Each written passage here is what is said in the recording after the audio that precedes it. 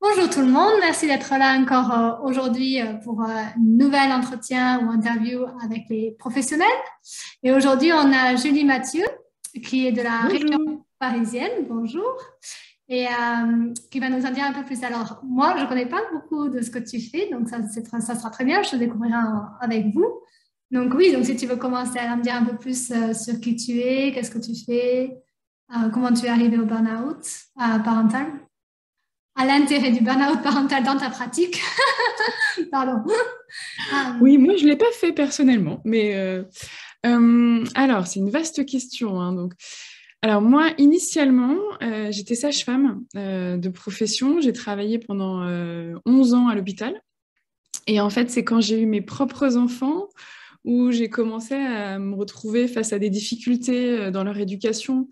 Je me retrouvais à utiliser les moyens que j'avais appris, vus, sauf que ça ne me convenait pas du tout. Donc, je me retrouvais à mettre mon fils au coin, à punir. Et puis, j'ai cherché des questions déjà, des réponses déjà pour moi, pour essayer voilà, de faire autrement, parce que quand je voyais mon fils pleurer, enfin, ça se serrait vraiment à l'intérieur de moi. Donc, je me suis dit, OK, ça va pas. Et donc, j'ai commencé à regarder des livres, en fait, à lire beaucoup de livres sur la parentalité positive, sur les neurosciences. Et en fait, il y a eu un moment où je me suis vraiment retrouvée entre j'ai les connaissances d'un côté de ce qu'il faudrait faire, de ce qui serait bien pour mes enfants. Puis moi, j'ai trois enfants qui ont 2 ans d'écart chacun, donc ça s'est vite cumulé, on va dire. Et à côté de ça, j'ai la vraie vie où je suis fatiguée, je m'énerve, je perds patience. Et ce moment où tu te retrouves un petit peu enfermée là-dedans de je veux faire mieux, je veux faire différemment, mais j'y arrive pas. Du coup, je culpabilise. Du coup, j'y arrive encore moins bien. Et donc là, bah, c'est compliqué. Et personnellement, j'ai eu besoin de plusieurs choses pour réussir à retrouver un équilibre. Donc, je me suis formée à l'école d'Isabelle Fillosa. Donc, c'est une école sur 3 ans qui remue énormément au niveau personnel. On a appris plein de choses, mais on a aussi vécu plein de choses. Et en même temps que ça, j'ai fait pas mal de développement personnel pour moi, de la thérapie. Donc, en fait, c'est un peu tout ça qui m'a permis de trouver un équilibre. Et ce qui m'a amené vers le burn-out parental, c'est tout simplement le confinement. Parce qu'en fait, pas à titre personnel, mais en fait à titre professionnel, ben, je me suis retrouvée dans un moment où j'avais moins d'activité et j'avais du temps. Et il y a eu l'opportunité de faire cette formation. Et c'était très complémentaire avec ce que j'avais déjà. C'est-à-dire que dans la formation d'Isabelle Fillosa, il y a quand même beaucoup d'outils, de pédagogie et surtout comment accompagner les gens. Et là, j'ai eu des outils un peu plus spécifiques et aussi beaucoup de compréhension de, voilà, de comment on en arrivait là et comment on pouvait sortir de tout ça. Donc maintenant, je suis plus du tout sage-femme, hein.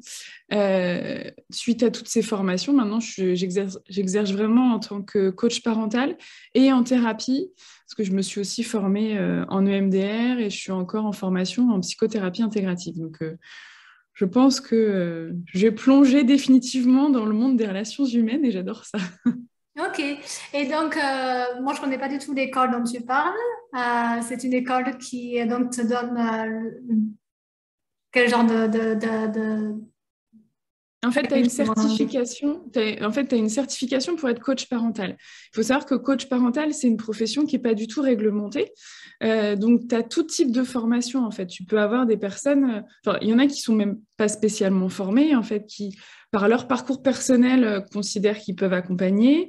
Il y a des formations sur quelques mois, enfin, moi, ce que j'ai aimé dans la formation d'Isabelle Fillosa, c'est que elle est très riche et ça donne beaucoup d'informations, pas juste sur les outils, pas juste les outils de parentalité positive, parce que ça, je trouve que quand tu arrives face à quelqu'un et que tu lui dis un peu quoi faire, mais en fait, c'est le meilleur moyen de le déposséder de sa confiance en soi, en fait, sa confiance en ses compétences.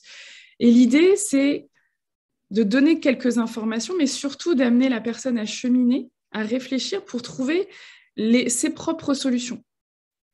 Et après, voilà, dans le contenu de la formation, c'est intense parce que il y a beaucoup de choses sur les relations, sur les jeux psychologiques, sur la prise de contact, sur comment tu écoutes les gens, sur les émotions. Enfin, il y a énormément, énormément de choses avec une grosse, grosse base aussi sur la théorie de l'attachement. Ok. Et donc, comment tu as trouvé cette école? Ben, en fait, comme je lisais beaucoup, beaucoup de livres d'Isabelle Fioza, un jour, en fait, je suis tombée dessus un peu par hasard. Je cherchais pas spécialement une formation pour moi. C'était vraiment dans un parcours personnel où je cherchais des réponses pour moi en tant que maman. Et j'avais fait des ateliers, en fait. J'avais fait des ateliers, sauf que dans les ateliers, il y avait un côté, je vous donne des solutions, des outils, mais sans avoir tout le cheminement derrière. Et d'ailleurs, j'anime aussi j'animais, maintenant j'en fais plus trop, mais des ateliers FIOSA. Et ce que j'aime dans ces ateliers-là, c'est qu'il y a un peu d'outils, mais il y a aussi beaucoup d'aller comprendre qu'est-ce qui se passe pour l'enfant et qu'est-ce qui se passe pour le parent. Parce qu'il y a beaucoup d'apports où on te parle de l'enfant, qu'est-ce qui peut se passer pour l'enfant, pourquoi il faut faire ci, pourquoi il faut faire ça. Et je pense que c'est hyper important. Parce que plus tu comprends pourquoi ton enfant il fait ça et plus tu arrives à intervenir. Et là où il y a pour moi une vraie nécessité de travailler, et c'est pour ça que je continue de me former en thérapie, parce qu'il y a quelque chose de ce qui se passe pour le parent. Et je pense que c'est un des biais aussi qui amène beaucoup au burn-out parental, c'est qu'on a tellement axé sur mettre l'enfant en avant et ses besoins et tout ça, ce qui est hyper important, encore une fois, mais il faut aussi donner les moyens aux parents de le faire, de comprendre ce qui se passe pour l'enfant, ok, mais comment j'arrive à prendre soin de moi, en fait, pour pouvoir m'occuper de mon enfant. Et ça, moi, c'est vraiment le truc qui m'anime, parce que les personnes que j'accompagne, je vois bien qu'en fait, elles ont énormément de besoins relationnels pour elles-mêmes, en fait. Elles ont besoin voilà, de redécouvrir qu'est-ce que c'est d'être accueillie dans ce que tu vis, dans ce que tu ressens, d'avoir quelqu'un en face qui n'est pas en train de te dire non, mais franchement, tu ne devrais pas faire comme ça, tu devrais faire comme ci, ça ne va pas du tout.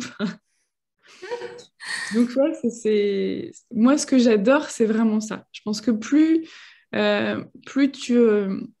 tu fournis de ressources aux parents, mais de ressources à la fois en termes d'outils, mais de ressources internes, et plus naturellement, ça va se passer mieux avec les enfants et dans la famille. Et donc, juste pour conclure sur l'école, Isabelle Fioza, s'il y avait une chose que tu disais, que tu recommanderais de lire ou d'écouter sur cette école ou sur cette formation, ça serait quoi? Alors, c'est en fait de lire et d'écouter. Je sais pas, il y a plein de livres en fait, il y a plein de contenus. Moi, ce que j'ai aimé dans l'école, c'est que on n'est plus dans j'apprends quelque chose, pas seulement dans j'apprends quelque chose, mais j'expérimente quelque chose. Toutes les notions qu'on a vues, on les a vécues de l'intérieur. C'est-à-dire que quand tu vas aller parler de la théorie de l'attachement, tu vas revisiter ton propre style d'attachement. Quand tu vas réfléchir au stress, à la façon d'écouter les autres, à la façon dont tu es en lien, c'est pas juste quelque chose d'abstrait et théorique que tu pourrais justement lire dans un bouquin. Là, c'est vraiment comment tu vas expérimenter ça. Et je trouve que ça a une portée tellement différente. C'est pas juste, ok, tu as une théorie, c'est sympa, mais non, tu l'as expérimenté, tu l'as vécu, tu t'es posé des questions aussi sur toi, et ça te fait avancer, et ça fait en sorte que tu vas pouvoir plus facilement comprendre ce que vit l'autre, et puis aussi éviter de projeter en fait nos systèmes de croyances sur les autres en pensant que parce que pour moi ça se passe comme ça, pour l'autre ça va forcément se passer comme ça. Non, ça. Et donc, alors du coup, tu étais sage-femme et maintenant tu es coach. Alors ta position de coach par rapport à sage-femme, comment tu la ressens? Tu utilises encore tes expériences de sage-femme? Pas vraiment? En fait, et c'est pour ça que je continue, que j'ai choisi la psychothérapie intégrative pour poursuivre mes formations, parce que dans la psychothérapie psychothérapie intégrative, à la fois on intègre différentes théories, différentes façons de concevoir les relations entre les personnes, mais aussi on intègre toutes les facettes de soi. Et je pense que on est dans des métiers de l'humain profondément, et que quelle que soit la formation qu'on ait eue, quel que soit le titre qu'on met sur notre affiche, euh, on est quelqu'un à part entière et on vit une relation particulière avec nos clients, en fait. Donc, bien évidemment, le fait que j'ai été sage-femme avant, bah, ça joue, en fait, sur ce que je sais. J'enlève pas la partie sage-femme, en fait. Je ne peux pas dire, allez, hop, ce côté-là de mon cerveau n'existe plus. Tout comme le fait que je sois maman, tout comme le fait que parfois je vive des difficultés avec mes enfants, bah, ça me nourrit et ça impacte aussi mes relations avec les autres. Donc moi, j'ai vraiment à cœur d'utiliser tout ce que je connais dans tous les domaines de vie au service des personnes que j'ai en face. Si c'est dans leur intérêt, bien sûr. Si ça n'a pas de lien, bah, il n'y a pas de lien en fait. Alors, c'est intéressant ce que tu dis parce que moi, je suis partie de la France il y a longtemps. Mais c'est vrai que quand je suis partie de la France et que j'ai fini mes études de psychologue, déjà psychologue, c'était compliqué à ce moment-là de... Je sais que quand je disais que j'étais psychologue, les gens n'avaient pas spécialement... il n'y avait pas cette volonté d'aller voir un psychologue comme en Australie. Coach encore plus dur, je suppose. Qu'est-ce que tu en penses? C'est différent. Et ben en fait, c'est différent parce que il y a encore beaucoup, je pense, d'éducation, on va dire, j'aime pas trop ce terme, mais pour que les gens ils passent le cap. Parce que il y a quand même une impression de si je vais voir un psy, c'est que je vais pas bien, et si je vais voir un coach, c'est que je m'en sors pas tout seul. Et on vit dans une société où les parents, ils se retrouvent très, très seuls.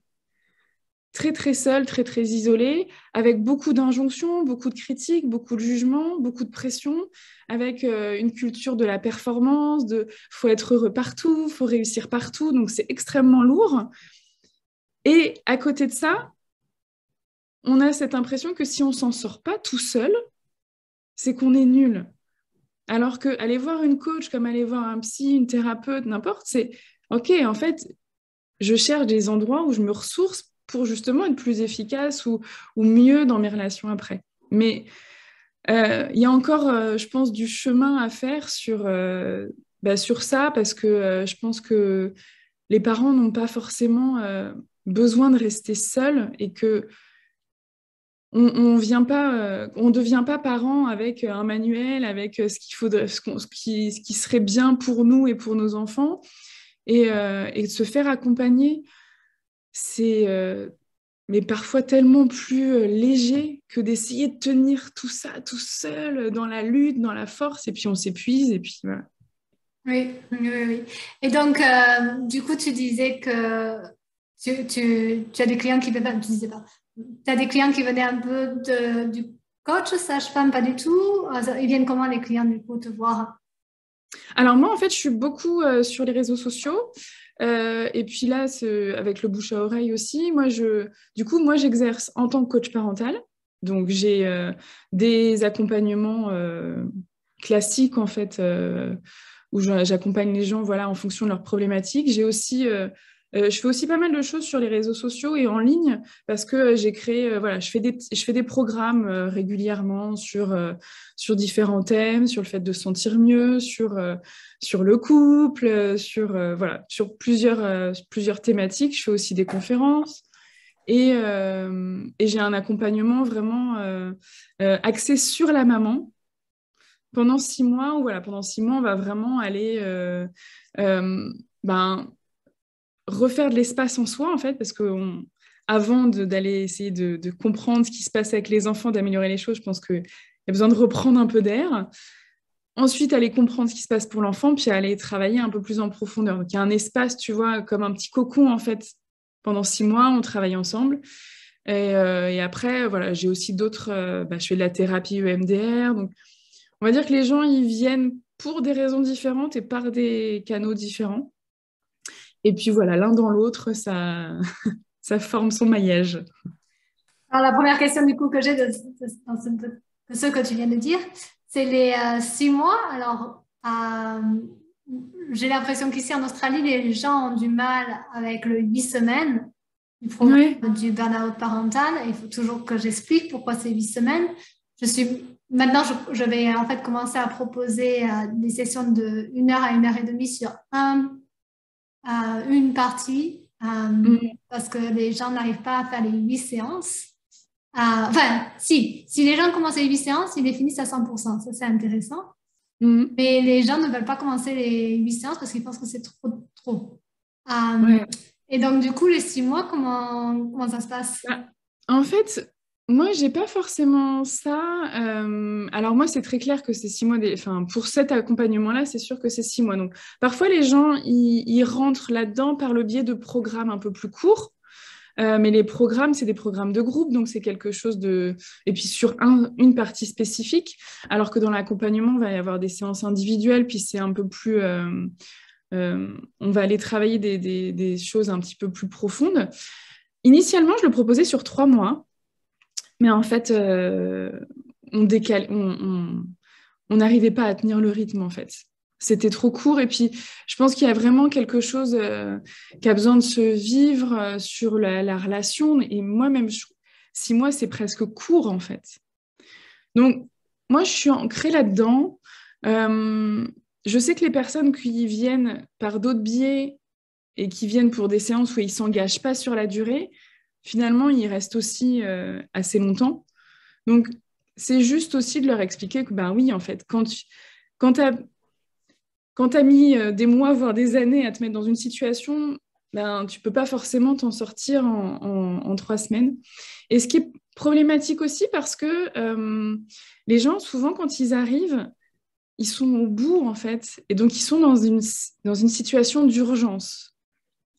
Pour eux, il y a urgence, en fait. Ils n'en peuvent plus. Ça se passe plus bien avec les enfants. Ça se passe plus bien dans leur couple. Enfin, presque tout s'effondre. Et en même temps, j'entends leur sentiment d'urgence, mais j'ai pas de baguette magique pour les en sortir en 2 semaines, en fait. Donc, je préfère leur expliquer que oui, on va prendre un petit peu de temps, mais déjà, quand tu t'es engagé dans un processus, quand tu te dis, OK, je vais investir du temps, de l'argent, de l'énergie dans ce processus-là pour que d'ici 6 mois, ça aille beaucoup mieux, il y a quand même un switch qui se fait qui font que dès les premières séances, en fait, dès les premières semaines, tu te mets dans une énergie un peu différente. Tu vois, c'est vraiment genre, OK, là, j'ai décidé de me bouger, d'y aller. Donc, je vais mettre en place des petites choses. Ce qui est important, justement, dans le fait que ce soit 6 mois, c'est pour éviter le côté... tu sais, quand tu as pris une décision, tu vois, genre, je vais arrêter de fumer. Allez, les 3 premiers jours, tu tiens comme ça. Puis au bout d'un moment, tu commences à baisser un petit peu en motivation parce que tu es sur la tension. Donc, le fait d'avoir un accompagnement un petit peu plus long, bah, ça permet en fait de tenir ce moment où l'énergie va peut-être descendre un peu, ou peut-être tu vas commencer à dire « Ah là là, c'est dur en fait », ou il y a d'autres choses du quotidien qui reviennent. Donc, c'est vraiment pour ancrer sur le long terme. Oui, non, mais c'est vrai que oui, dès qu'ils commencent, ils veulent plus s'arrêter, mais pour commencer, c'est compliqué. Et alors, ce qui est intéressant dans ce que tu as dit, c'est que tu as dit que tu fais beaucoup de... Alors, je ne sais pas si c'est Facebook, Instagram, c'est quoi que tu fais? Je fais Facebook et Instagram, et puis je suis sur LinkedIn aussi. Ok. Et alors, moi, je fais que Facebook, mais je trouve que les gens qui m'ont trouvé sur Facebook, c'est ceux qui ont le plus de mal à faire les 8 semaines parce qu'ils sont presque habitués, et ça, j'avais cette discussion avec une psychologue américaine, parce qu'ils sont presque habitués à trouver les réponses rapidement sur Internet. Ils écrivent, ils veulent les réponses vite. Oui. Et est-ce que c'est quelque chose que tu ressens? Oui. Alors, pas spécialement parce que c'est pas forcément quelque chose qui... En fait, quand les personnes me contactent, ils savent déjà que ça va être pour plusieurs mois. Mais ce que je remarque, c'est que oui, en effet, il y a parfois aussi une surconsommation de tout ce contenu, de toutes ces informations gratuites. Et je trouve que c'est génial et j'en donne beaucoup aussi parce que je pense qu'il y a un vrai besoin. Et en même temps, ils sont dans un moment où ils consomment, mais il n'y a pas forcément la mise en action. Et puis, il n'y a pas aussi l'autonomisation. Parce que le risque aussi, et c'est comme quand un enfant te pose une question, En fait, à chaque fois qu'un enfant te pose une question et que tu lui réponds du tac au tac, ben, tu le prives quelque part d'avoir formulé sa propre réflexion. Mais avec les parents, avec les adultes, c'est pareil. C'est-à-dire, je peux te donner une réponse. Là, si tu m'appelles en me disant, écoute, mon enfant, il fait une crise, il s'énerve, il se roule par terre, je peux te donner des infos sur comment tu peux réagir. Mais sur le long terme, tu vas pas m'appeler à chaque fois qu'il y a quelque chose qui va pas. Donc oui, il y a une immédiateté qui peut résoudre dans un cas d'urgence, et en même temps, d'apprendre à se comprendre, à comprendre son enfant, c'est aussi s'autonomiser et avoir ses propres ressources pour plus tard. Donc c'est là où je pense que il y a quelque chose à expliquer aussi aux gens de bah oui, je comprends. Quand tu as une réponse immédiate, c'est cool. Mais en même temps, ça te prive de ta propre faculté d'adaptation, de comment tu vas, toi, mettre des solutions qui te correspondent. C'est un point intéressant parce que c'est vrai que quand on a commencé les groupes Facebook, le problème, c'est que les gens écrivaient et étaient en urgence souvent et que du coup, bah, tu avais presque envie de les aider dessous. Mais donc au début, on le faisait et on donnait des idées ou des questionnements. Mais après, on s'est dit, bon, mais non, il faut qu'on arrête, il faut qu'eux s'aident entre eux. Mais en fait, les parents, ils aiment, ils aiment se donner des conseils. Et en même temps, ce qui est intéressant quand tu vois ça, et moi je le remarque beaucoup, c'est que quand les personnes, ils sont soit en burn-out parental, soit même avant, juste épuisées, fatiguées, et qui se sentent pas bien eux, quand tu leur donnes un outil, quand tu leur donnes une réponse, eh ben, parfois, en fait, ils vont même pas la mettre en place parce qu'ils n'ont pas de ressources. Donc, tu peux leur donner un super outil, quelque chose qui serait vraiment chouette pour eux, mais s'ils n'ont pas de ressources pour eux, s'ils n'ont plus d'air, s'ils ont leur réservoir qui est complètement vide, ils vont pas réussir à la mettre en place. Donc, c'est encore pire parce qu'ils ont le truc, ils ont la réponse, mais ils peuvent pas la mettre en pratique. Ou alors, quand ils vont la mettre en pratique, ça va leur demander encore plus d'efforts. Et je pense qu'il y a vraiment tout un étayage à faire autour de ça pour que les gens comprennent que oui, ça va peut-être prendre un petit peu plus de temps, mais que ce sera plus apprenant pour eux et que ça leur permettra vraiment d'aller vers l'autonomie.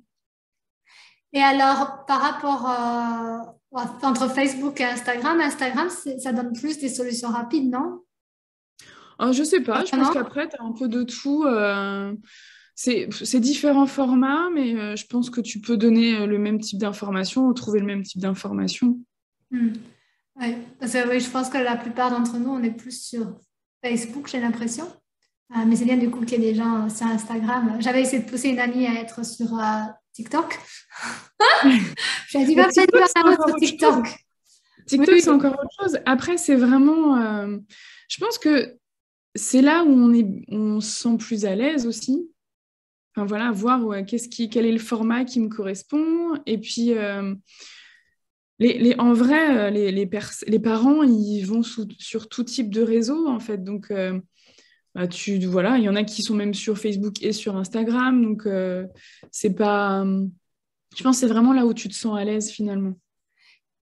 Et du coup, par rapport au burn-out parental, quel est le service que tu proposes?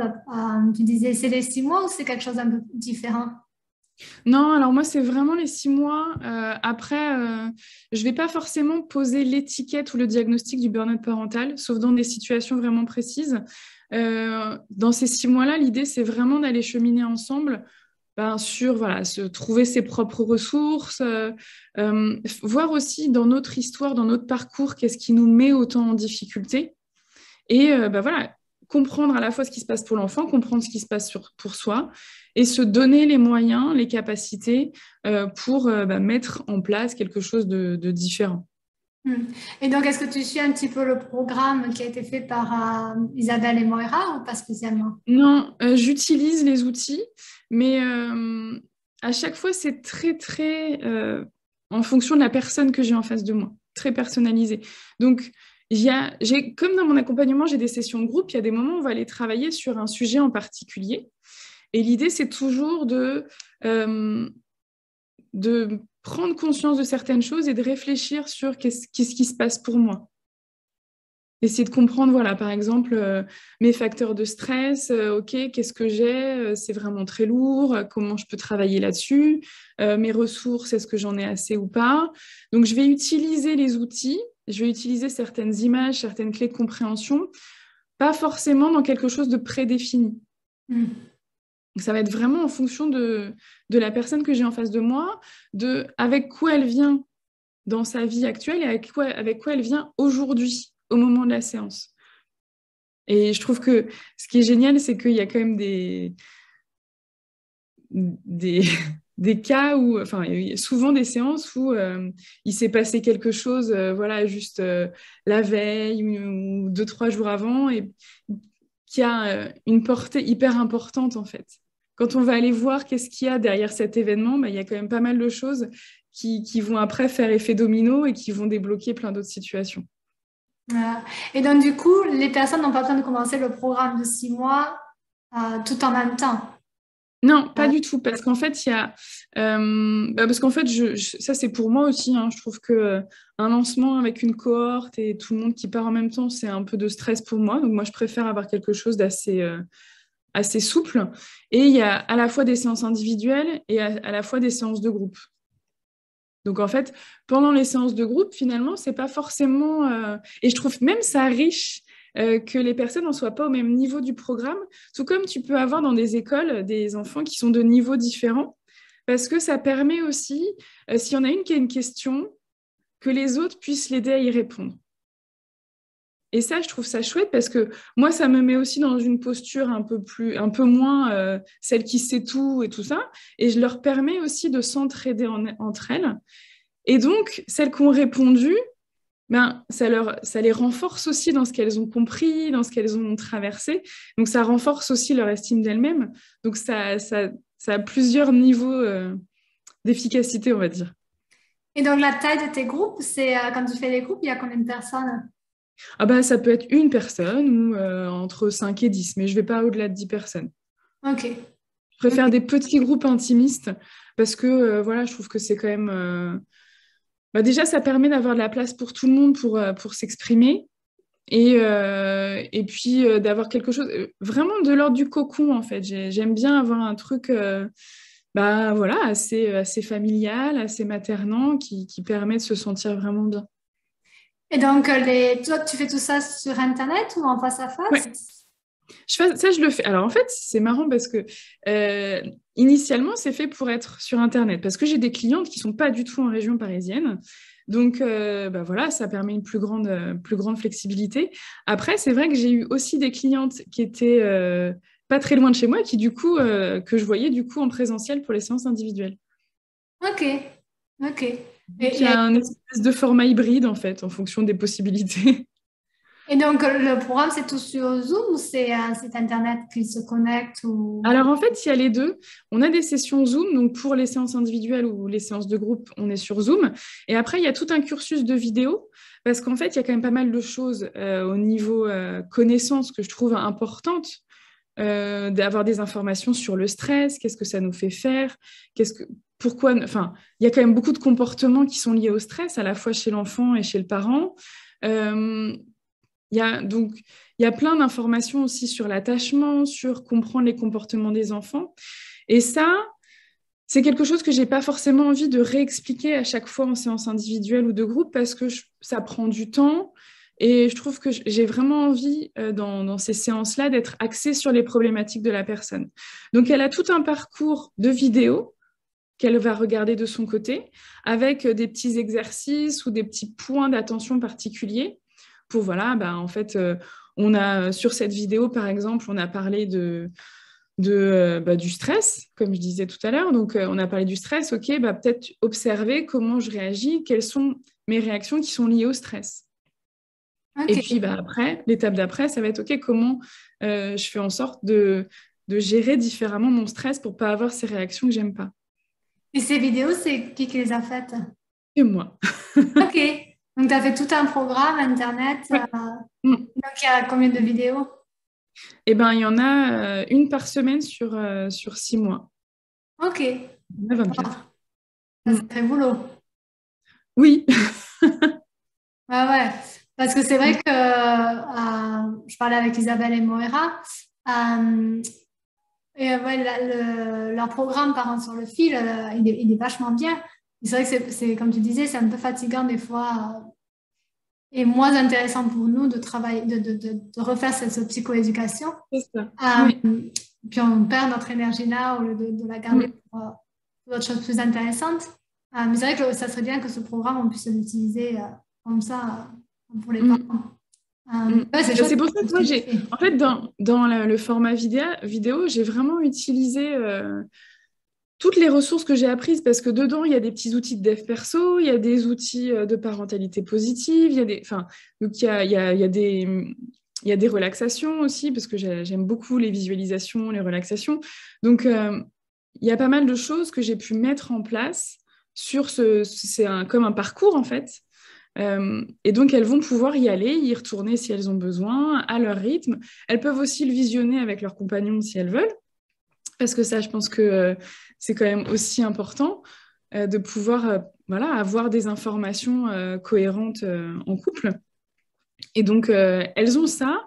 Et en même temps, voilà, il y a l'individuel, il y a la relation, il y a le fait que, alors comme cet accompagnement sur 6 mois, c'est un accompagnement qui se veut vraiment de qualité. Donc, il y a aussi des échanges sur Instagram ou sur WhatsApp ou sur Messenger si elles ont des questions entre-temps. Parce que l'idée, c'est que si à un moment, elles ont un gros coup de mou, elles puissent aussi pouvoir me laisser un message, avoir un soutien vraiment important. Et donc, les vidéos sont de combien de temps? Entre 20 et 30 minutes. Ok, et les mamans, elles ont des soucis pour les faire dans la semaine, elles trouvent qu'elles n'ont pas assez de temps pour le faire dans la semaine, les voir les vidéos. Écoute, en fait, c'est marrant parce que c'est très variable. Il y en a qui finalement les regardent pas toutes. Et il y en a qui vont être plus assidus ou qui vont parfois rater une semaine et puis qui vont regarder la fois d'après. Après, de toute façon, elles y ont accès. Alors, je garantis 2 ans d'accès parce que, tu vois, comme toutes les plateformes vidéo, hein, dire qu'il y a un moment où tu sais pas si tu vas rester dessus ou pas. Mais parce que j'ai une plateforme qui héberge toutes mes vidéos. Et elle s'appelle comment? Elle te demandé. Je suis sur Coonéo. Et voilà, elles peuvent y retourner aussi un peu plus tard. Et puis parfois, ce qui se passe, c'est que au moment de l'accompagnement, on va voir un sujet et je vais leur dire, bah tiens, en fait, si tu veux, tu peux aller regarder cette vidéo-là. Même si c'est pas forcément celle ou auquel elle était rendue au niveau de la temporalité de l'accompagnement. Voilà, si elle a une problématique sur les émotions, j'ai toute une vidéo sur les émotions, donc autant y aller. Et puis, je les renvoie aussi parfois sur... alors, je cherche différentes ressources en fonction de leurs problématiques aussi, mais j'ai aussi pas mal d'articles sur mon site internet. Et donc, je sais en fait ce que j'ai dit sur cet article, comment j'ai traité le sujet. Donc, parfois, je vais leur envoyer le lien et puis elles lisent l'article et ça leur permet d'avoir d'autres informations. Non, c'est super. Et du coup, combien de temps ça t'a pris pour créer ce programme? Alors pour le créer, je ne sais pas parce que donc initialement c'était sur 3 mois, donc j'avais moins de vidéos, mais il y avait des semaines où elles avaient 2 vidéos et je l'avais fait un peu au fil du temps, c'est-à-dire que je l'ai créé en même temps que j'accompagnais la personne. Donc il m'a fallu à peu près 3-4 mois je pense pour les premières vidéos et après quand je suis passée sur 6 mois, j'en ai rajouté quelques-unes. Mais comme je fais d'autres choses en même temps, je ne sais pas trop combien de temps j'ai mis pour faire les vidéos. Parce qu'après, créer le programme, finalement, il se crée, il se recrée au fur et à mesure parce que plus j'apprends des choses et plus j'ai envie de les intégrer dans mes accompagnements. Et puis la trame, on va dire, la trame était très claire pour moi dès le début.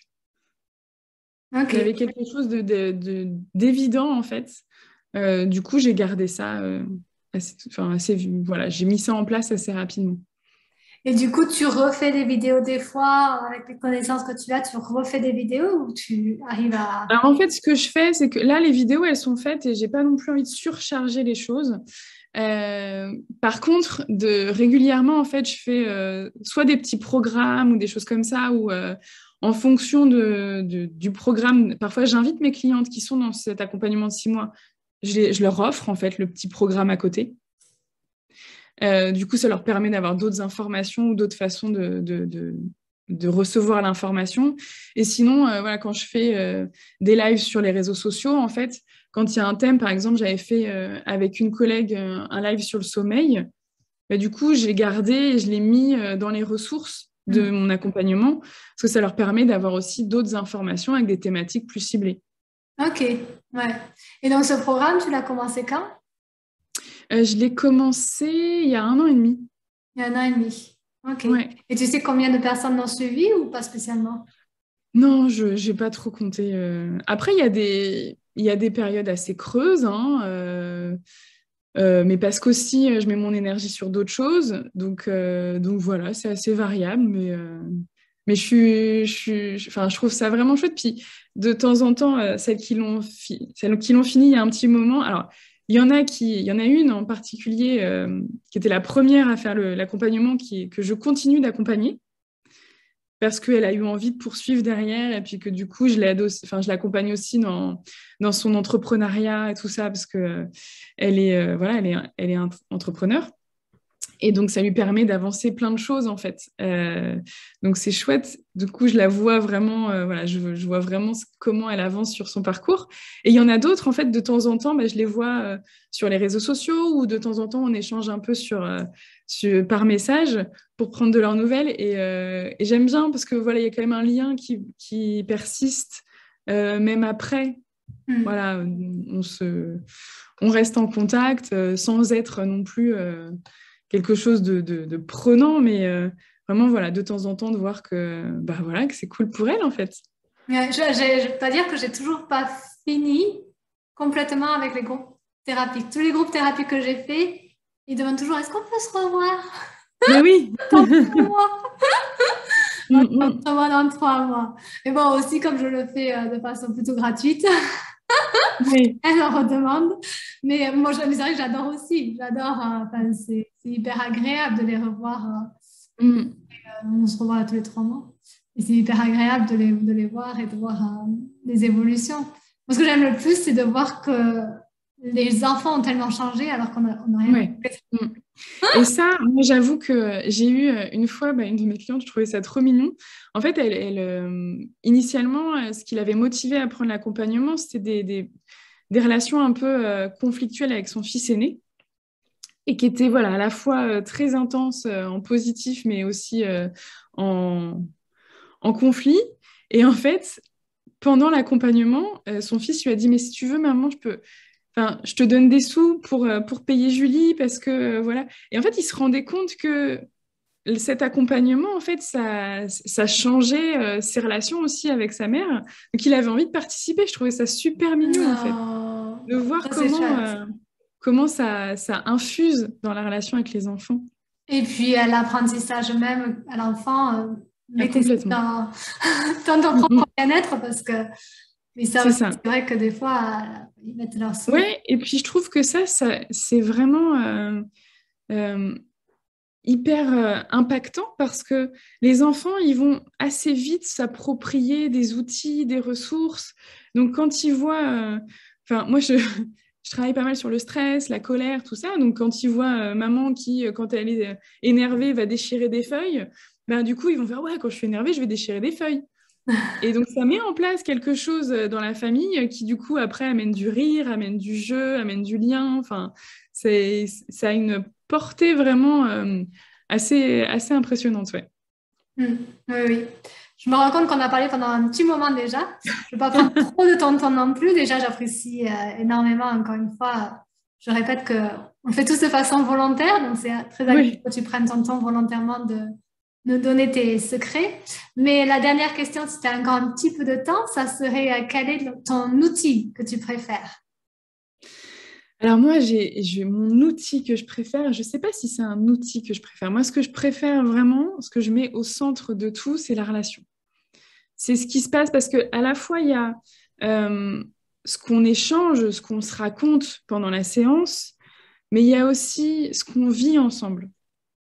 comment je me sens, comment j'ai un endroit où je me sens écoutée, comment j'ai un endroit où je peux dire que je suis en colère, où je peux dire que ça va pas, où je peux dire que je suis énervée contre mon fils et on va pas me dire oh là là, c'est pas bien. Donc il y a vraiment quelque chose de, de l'aspect relationnel qui est pour moi fondamental. Et après, s'il y a quelque chose que j'aime beaucoup faire, c'est tout ce qui est visualisation.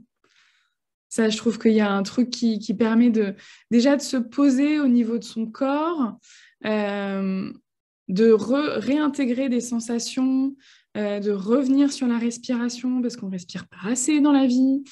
Euh, donc voilà, j'aime beaucoup, beaucoup faire des visualisations qui vont aller sur plusieurs niveaux, en fait, qui vont être de visualiser ce que tu veux mettre en place pour tes enfants, qui vont visualiser ce que tu as ton enfant intérieur. Il y a vraiment plusieurs niveaux. Comment on va aussi ancrer tout ce qu'on a parcouru comme chemin, tout ce qu'on a mis en place, toutes nos compétences. Voilà, c'est quelque chose que j'aime beaucoup faire. Ouais. Et les visualisations, tu les fais dans la tête ou tu les fais sur papier ou tu les fais avec... Non, en relaxation, en visio, enfin, vraiment dans la tête. Ouais. Oui, c'est vraiment pas mal à faire. En Australie, on fait beaucoup, je ne sais pas si ça se fait beaucoup en France, quand tu étais, ça ne se faisait pas beaucoup, mais on fait beaucoup de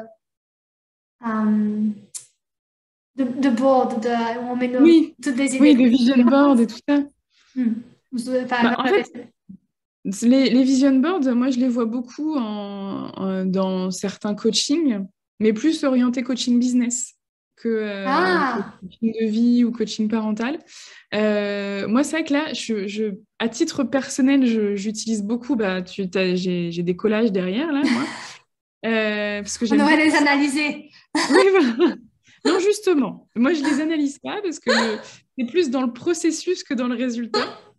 Et j'aime bien aussi ça, en fait. J'utilise aussi ça de temps en temps, le dessin, l'écriture, ou tu vois, d'écrire des choses et puis ensuite de les couper, de les recoller différemment. Il y a beaucoup, beaucoup de processus que je trouve hyper intéressants et qui sortent un petit peu de je réfléchis, je réfléchis, je réfléchis. Parce que moi, j'ai des clientes, elles ont beaucoup, beaucoup réfléchi, mais au final, elles se prennent beaucoup, beaucoup la tête. Et c'est resté beaucoup, beaucoup dans l'analyse et la réflexion, mais du coup, ça les pèse plus qu'autre chose. Donc, de pouvoir utiliser d'autres supports, c'est assez chouette. Et moi, à titre personnel, je fais beaucoup, du coup, voilà, de dessin, de collage. Je trouve qu'il y a un truc assez chouette à développer là-dedans. Oui, non, c'est chouette. C'est chouette. Encore merci beaucoup pour ton temps. Avec plaisir. Pour nous donner toutes ces infos. C'était hyper agréable. J'avais aucune idée qu'il y avait un programme derrière aussi intense. Donc, c'était hyper intéressant. Du coup, ça m'a pris plus de temps que prévu. Et merci beaucoup. Est-ce qu'il y avait quelque chose que tu voulais rajouter avant qu'on finisse? S'il y a une chose que je veux rajouter, oui, c'est que je pense que quand on veut, les parents en général, on a à cœur que nos enfants soient heureux, soient bien et confiance en eux. Je pense que vraiment, il n'y a pas de meilleur moyen que de prendre soin de soi et d'aller se sentir mieux soi-même, en fait. Donc, on a tendance, quand on est parent, à mettre l'enfant en premier et à s'épuiser, à être sur lui. Mais tant que nous, on n'est pas bien, c'est compliqué. Donc, vraiment, en revenir à soi, mais dans le côté positif, en fait, pas quelque chose d'égoïste et égocentré, ou quelque chose qui serait de oh, « il faut que je prenne soin de moi », mais vraiment, OK, comment je peux aider mon enfant en prenant soin de moi, en me ressourçant, en prenant plus de plaisir dans la vie, dans mes moments en famille et tout ça. Oui, pour sûr. Et qu'on continue ce travail. Merci beaucoup. Et puis, bonne journée. Merci à toi. Merci.